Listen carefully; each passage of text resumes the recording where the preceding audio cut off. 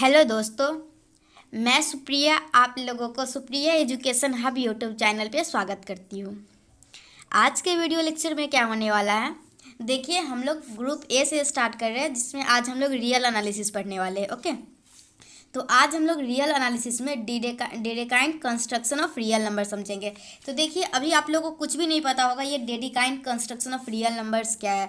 ये तो डेडेकाइंड आप लोग पहली बार नाम सुने होंगे। तो देखिए अगर इस क्लास को एंड होते ही आप लोग कितने अच्छे से डेडेकाइंड को समझ पाइएगा, क्योंकि मैं इतने अच्छे से लिख के लाई हूँ ना, तो आप लोग समझ ही जाइएगा। अगर नहीं भी चाहिएगा समझना तो चलिए क्लास को स्टार्ट करते हैं। ओके, तो देखिए हम लोग आज पेपर 3 स्टार्ट कर रहे हैं, जिसमें हम लोग ग्रुप ए पढ़ रहे हैं रियल एनालिसिस। तो देखिए रियल एनालिसिस तो है, तो सबसे पहले रियल एनालिसिस जानना चाह रहे हैं आप लोग।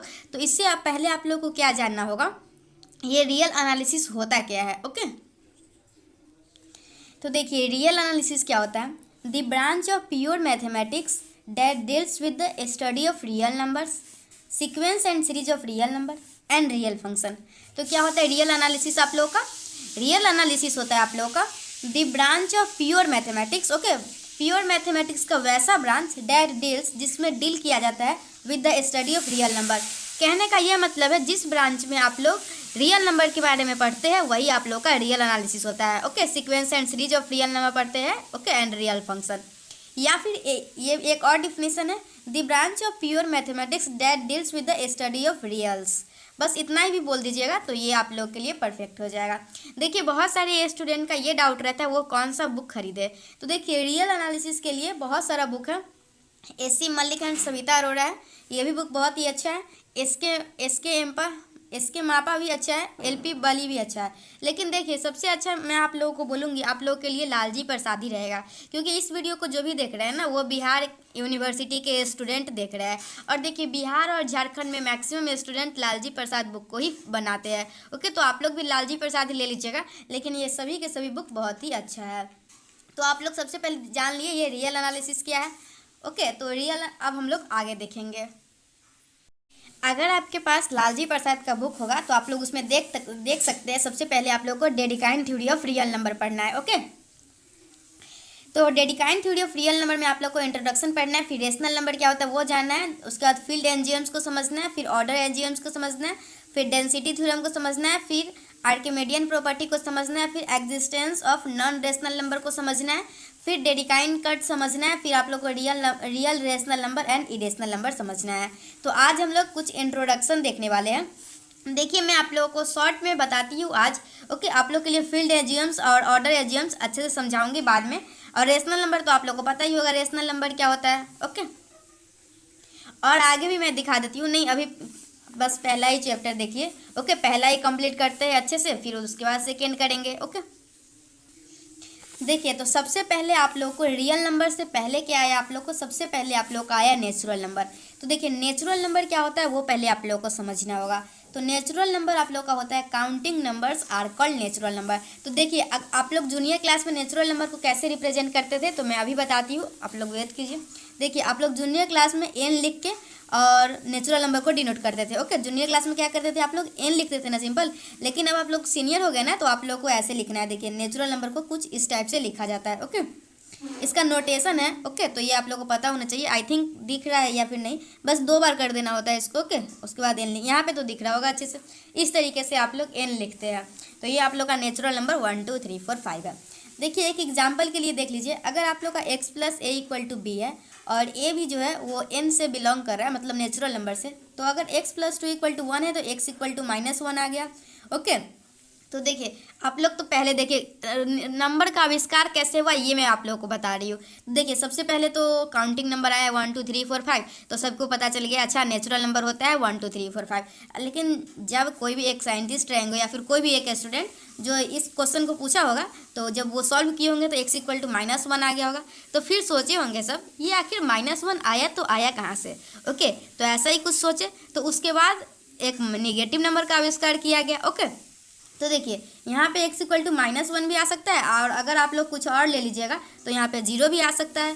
तो हम लोग तो देखा गया निगेटिव नंबर और 0 और पॉजिटिव नंबर सभी को लेके एक सेट बना दिया गया जिसे बोला गया सेट ऑफ इंटीजर। तो देखिए आप लोग के दिमाग में ये क्वेश्चन आ रहा होगा ना कि से ये सब का आविष्कार कैसे होता चला गया। तो देखिए धीरे धीरे इसी तरीके से पहले तो नेचुरल नंबर आया, उसके बाद जब कोई क्वेश्चन सॉल्व किए तो किसी स्टूडेंट को, ये स्टूडेंट सॉल्व किए होंगे तो उनको -1 आ गया।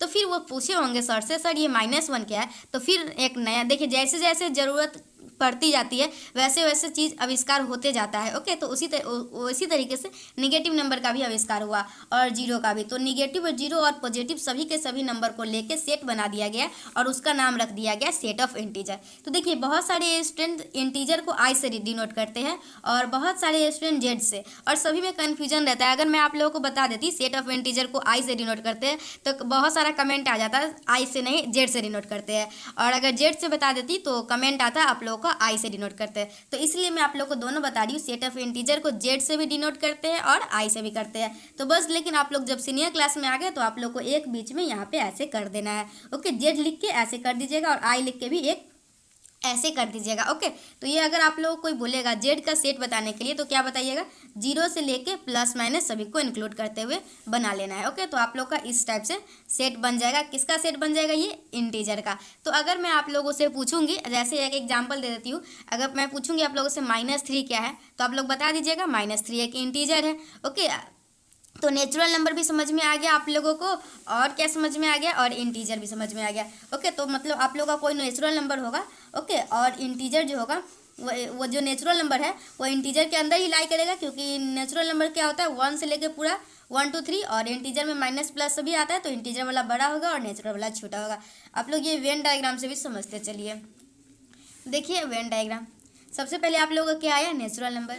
नेचुरल नंबर आने के बाद क्या आया, आप लोग का इंटीजर आया। देखिए धीरे धीरे इसी तरीके से सब कुछ आविष्कार होते गया। ओके, उसके बाद देखिए एक इक्वेशन जब आया ax = b हो गया। ओके, जहाँ पे a जो है ना वो 0 के बराबर नहीं है तो आप लोग का x = b/a आ गया। ओके, तो इसका नाम क्या रखा, फिर सोचा गया अब इसका नाम क्या रखा जाए।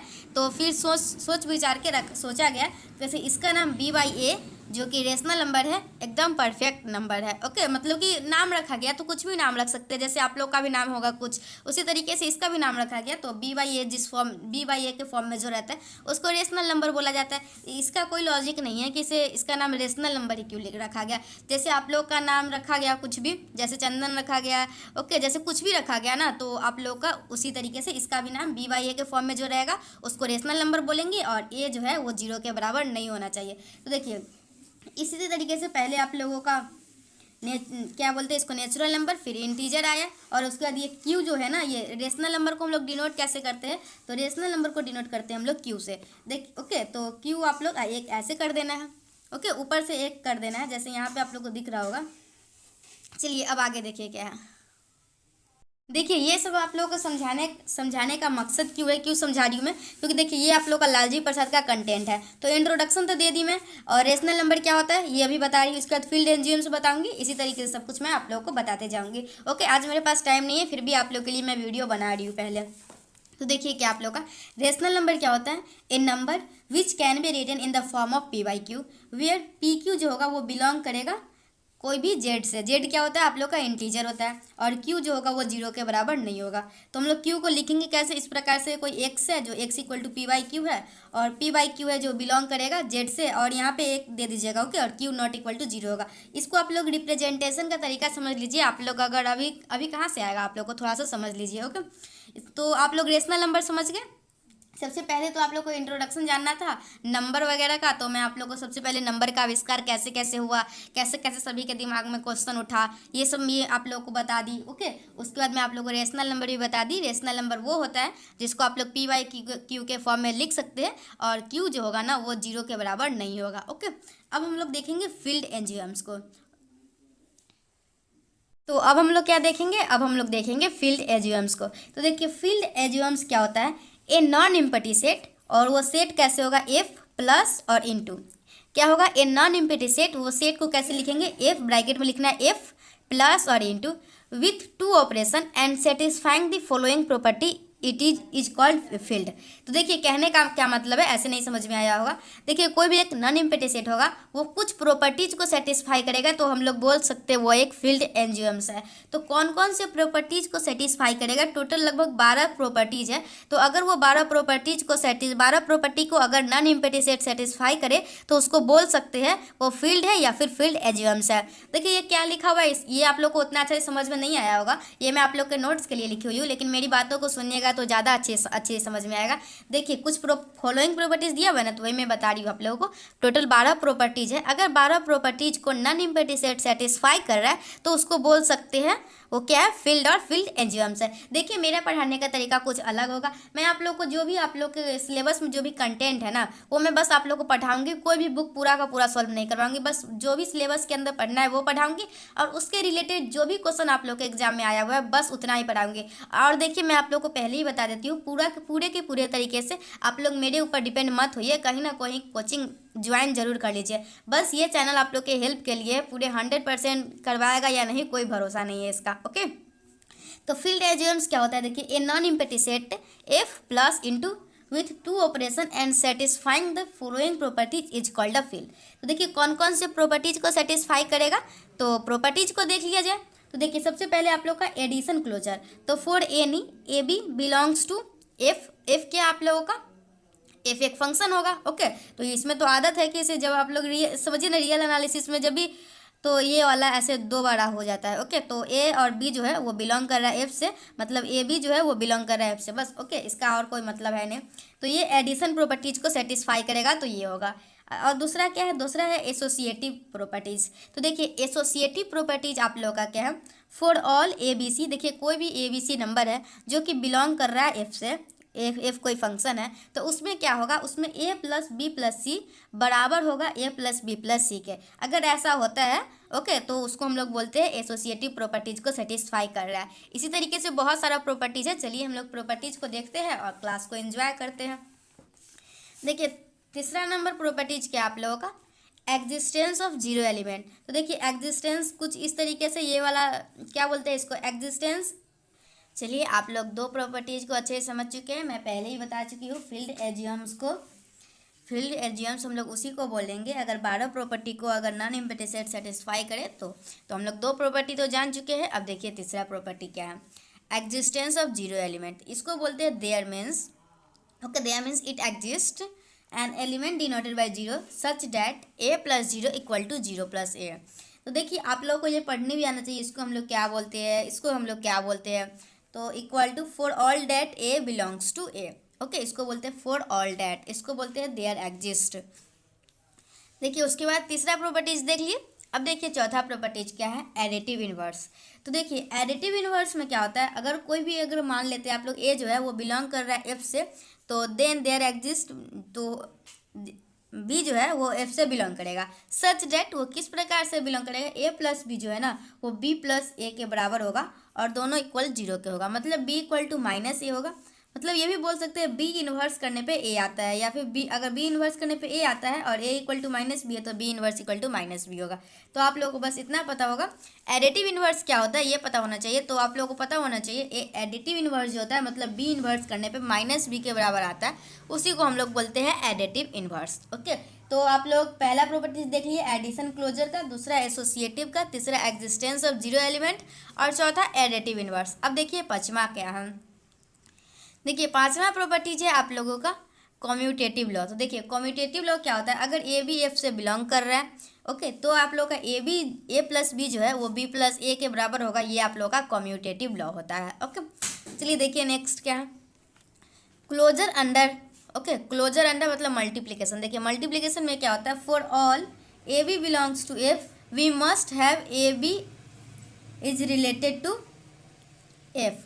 ओके, अगर आप लोग को ए बी जो है एफ से है तो वो ए बी एफ से होना चाहिए। ओके, चलिए 7 क्या है, 7 आप लोग का एसोसिएटिव प्रॉपर्टीज। एसोसिएटिव प्रॉपर्टीज कुछ नहीं होता, ए बी सी जो है वो तो एफ से बिलोंग करेगा, ये तो लिखने का तरीका है। एसोसिएटिव क्या होता है, देखिए अगर ए इंटू बी प्लस सी के बराबर है तो ए बी इंटू सी के बराबर होगा। ओके, चलिए देखिए नेक्स्ट क्या है, एग्जिस्टेंस ऑफ आइडेंटिफाई रिलेशन। तो देखिए एग्जिस्टेंस ऑफ आइडेंटिफाई रिलेशन क्या होता है, for all a belongs to F there exist I belongs to F such that a equal to a for all that a belongs to F. Okay, ये आप लोगों का होता है एग्जिस्टेंस ऑफ आइडेंटिटी रिलेशन। देखिए मैं आप लोगों को जो प्रीवियस ये क्वेश्चन आया हुआ है ना, वो जब समझाऊंगी तो समझ में अच्छे से आएगा। ये सब बस इतना प्रॉपर्टीज है जो आप लोगों को पता होना चाहिए। एसोसिएटिव प्रॉपर्टीज क्या होता है, अगर मैं आप लोग को बोल दूंगी कम्युनिटेटिव प्रॉपर्टीज क्या होता है, तो आप लोग को पता होना चाहिए a plus b equal to b plus a होता है। एडिटिव इन्वर्स क्या होता है, तो b inverse equal to minus b, ये सभी पता होना चाहिए।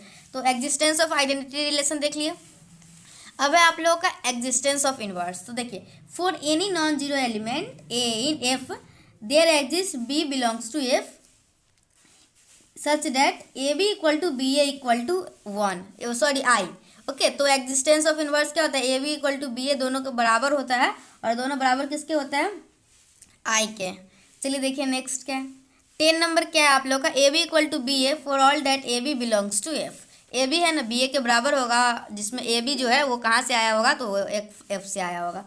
12 नंबर देखिए 11 और 12 दोनों एक ही साथ प्रॉपर्टीज में बताया गया हुआ है।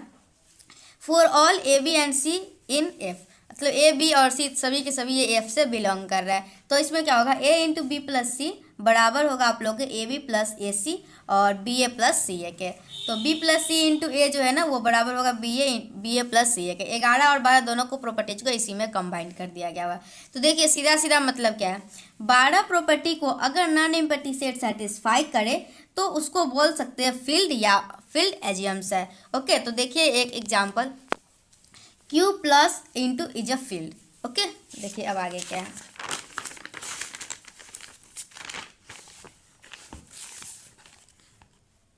देखिए एक ए बी है, तो ए इज लेस देन बी है, और बी इसको देखिए, इसको आप लोग क्या बोल सकते हैं, इसको पढ़ना भी सीख लीजिए। इसको हम लोग पढ़ते हैं ए इज लेस देन बी, और इसको क्या पढ़ सकते हैं, बी इज ग्रेटर देन ए। देखिए दोनों बात एक ही है, आप लोग ध्यान से देखिएगा। तो इसमें बोल रहा है ए छोटा है बी से, और इसमें बोल रहा है बी बड़ा है ऐसे। तो अगर इसमें बोल रहा है, तो देखिए set of all rational number satisfy the following Q plus और इंटू इज अ फील्ड। तो ये कौन कौन से लॉ को सेटिस्फाई करेगा, सबसे पहले law of trichotomy. Law of trichotomy क्या होता है, for any pair of rational number a b in theta we must have one of the following, मतलब a is less than b, या फिर ए इक्वल टू बी, या फिर ए greater than b, या फिर be less than A. Okay, ये अगर law of trichotomy का होगा ना, तो आप लोग को इसमें से कोई भी we must have one of the following, तो इसमें से कोई भी एक कंडीशन को सेटिस्फाई करेगा। लॉ ऑफ ट्रिकोटोमी वही होता है। सेकेंड है आप लोग का लॉ ऑफ ट्रांजिटिविटी। तो लॉ ऑफ ट्रांजिटिविटी क्या होता है आप लोग को, for a b c belongs to E if a is less than b, या फिर अगर देखिए लॉ ऑफ ट्रांजिटिविटी क्या होता है, अगर ए जो है वो ए लेस देन बी है और बी जो है वो लेस देन सी होगा, तो इम्प्लाइज दैट ए जो है ना वो सी से कम होगा। तो देखिए ज़्यादा याद नहीं रहता है, तो ये दोनों को कट कर दीजिएगा और इस दोनों को कंबाइन करके लिख दीजिएगा। लॉ ऑफ ट्रिकोटोमी समझ गए, लॉ ऑफ ट्रांजिटिविटी समझ गए। अब ऑर्डर देख लीजिए, ऑर्डर मतलब एडिशन जो है, तो ए बी सी जो है वो किसी भी, ये थीटा नहीं, ये क्यू है इसको। ओके, क्यू है ये, क्यू मतलब रेशनल नंबर।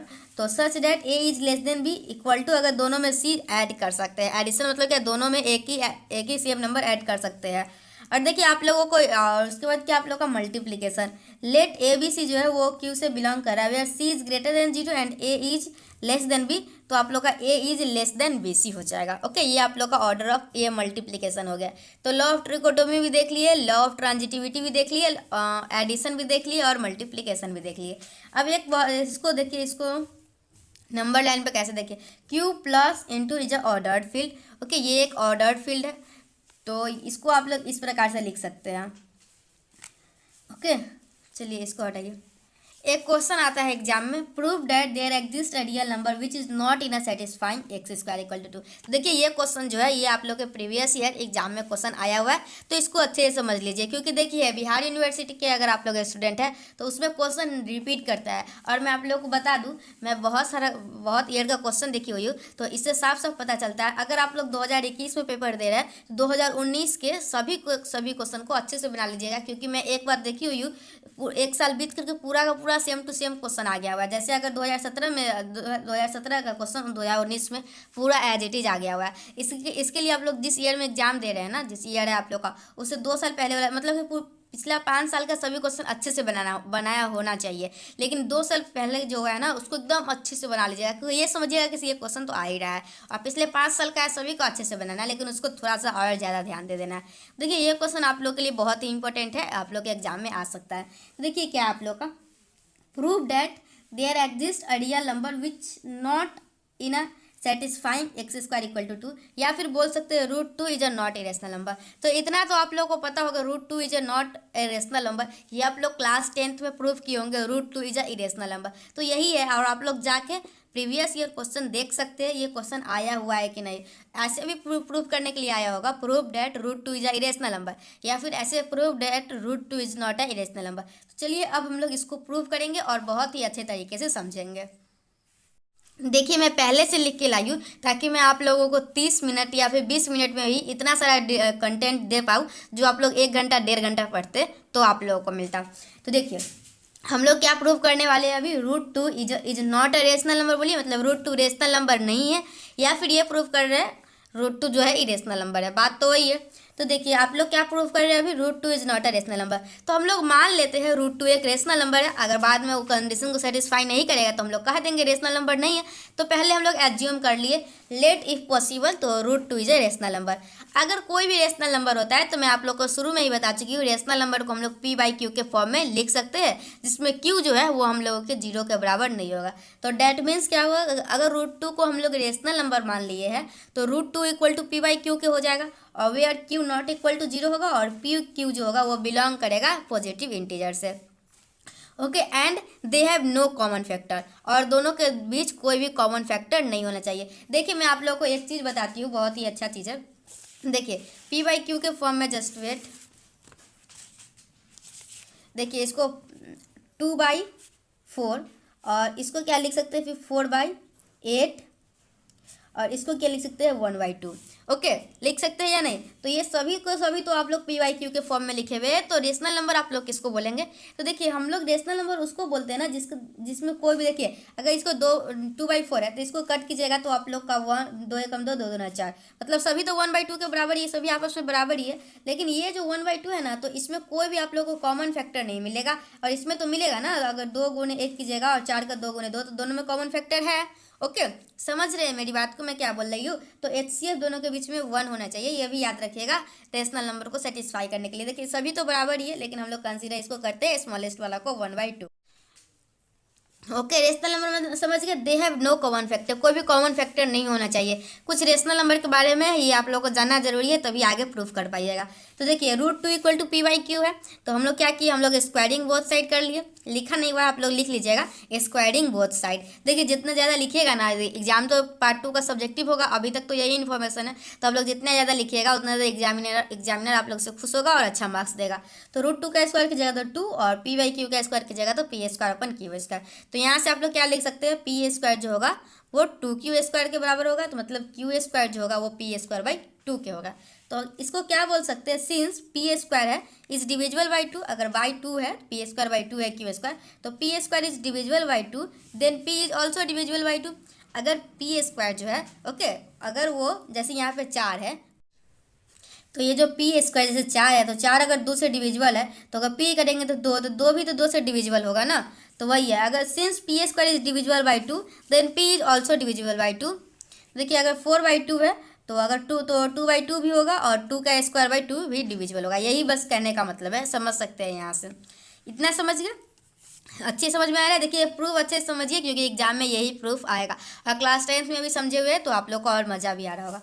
देखिए तो otherwise p² is not divisible by 2, तो अगर देखिए ऐसा भी कोई हो सकता है जो p² जो होगा ना वो 2 से डिविजिबल नहीं होगा, जो 2 से डिविजिबल होगा उसका कंडीशन देख लिए। अगर p² जो है वो 2 से डिविजिबल नहीं होगा, तो हम लोग मान लेते हैं उसके लिए p जो है वो 2m के बराबर होगा, और m जो है वो बिलोंग कर रहा है i+ से।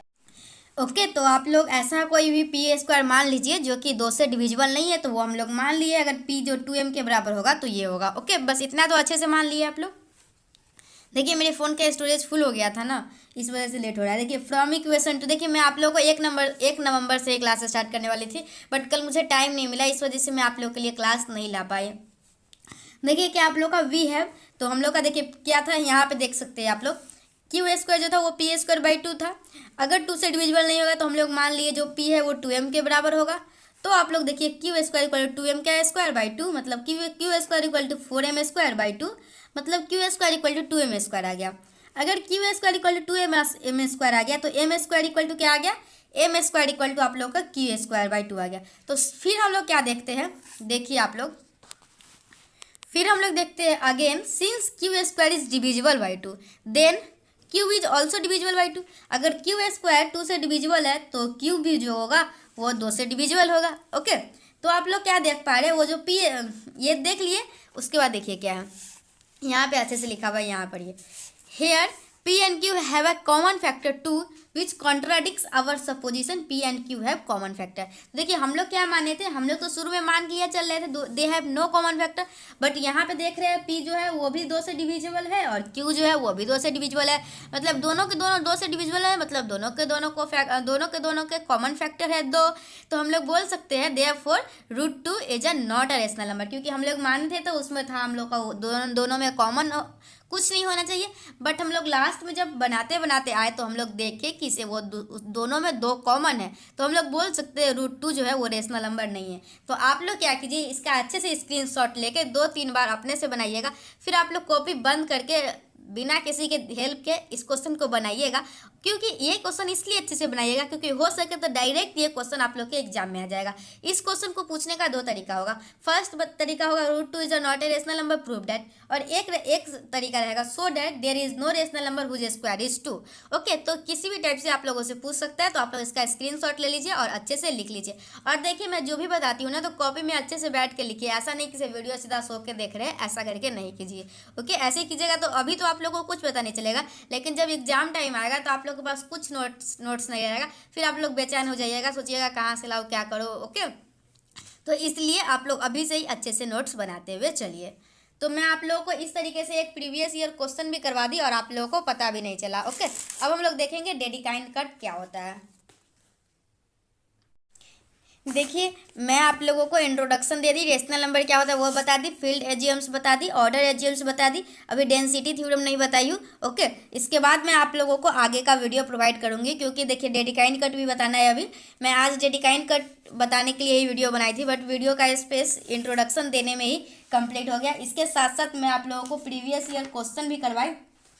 देखिए अगर आप लोगों को प्रीवियस ईयर क्वेश्चन देखना है कौन कौन सा क्वेश्चन आया हुआ है, तो आप लोग देख सकते हैं 2019 में आप लोगों का क्वेश्चन आया था, introduce the concept of Dedekind cut in the system of rational number with suitable example. तो मैं आप लोग को थोड़ी देर बाद जो वीडियो बनाऊंगी, अभी मोबाइल का स्टोरेज फुल है तो ये सभी आप वीडियो को अपलोड करके आप डिलीट करना होगा, फिर बनाना होगा। तो अब जो वीडियो बनाऊंगी ना उसमें आप लोग को बताऊँगी डेडिकाइन कट का कंसेप्ट क्या है, बहुत ही अच्छे तरीके से बताऊँगी और एक एग्जाम्पल के साथ भी अच्छे से समझाएंगे। और दूसरा क्वेश्चन था 2019 में आया हुआ था, prove that √2 is not a rational number. तो ये मैं आप लोग को प्रूव करवा दी, तो आप लोग इसी को अच्छे से रिवाइज कीजिएगा। इसके बाद क्या आप लोग का prove that between any 2 different rational number there are infinite of rational number, तो ये भी प्रूव करवाऊंगी। ओके, उसके बाद आप लोग का so that there is no rational number whose square is 3। तो देखिए जैसे ये क्वेश्चन आप लोग के लिए होमवर्क है। क्या क्वेश्चन है इसमें बोला है so that there is no rational number whose square is 3, मतलब बोल रहा है √3 जो है ना वो रेशनल नंबर नहीं है, तो उसको आप लोग को प्रूव करना है। तो जिस प्रकार से आप लोग √2 को किए हैं उसी तरीके से √3 करना है। ओके, कोई भी चेंज नहीं है, बस जहाँ पे 2 होगा वहाँ पे 3 हो जाएगा, तो उसी तरीके से बनाते चलिएगा। तो और आप लोग के लिए ये होमवर्क है। ओके, आप लोग बना के क्या कीजिएगा, बना के कमेंट सेक्शन में बताइएगा आप लोग होमवर्क कंप्लीट कर लिए, ये क्वेश्चन कंप्लीट कर लिए, दोनों सेम ही है तो एक बता दिए तो एक आप लोग बना लीजिएगा।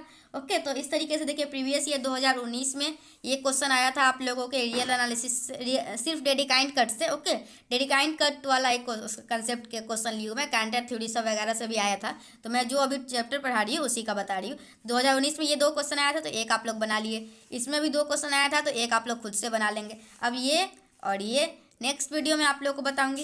ये वीडियो आप लोगों के लिए आप लोगों को कैसा लगा मुझे कमेंट सेक्शन में ज़रूर बताइएगा।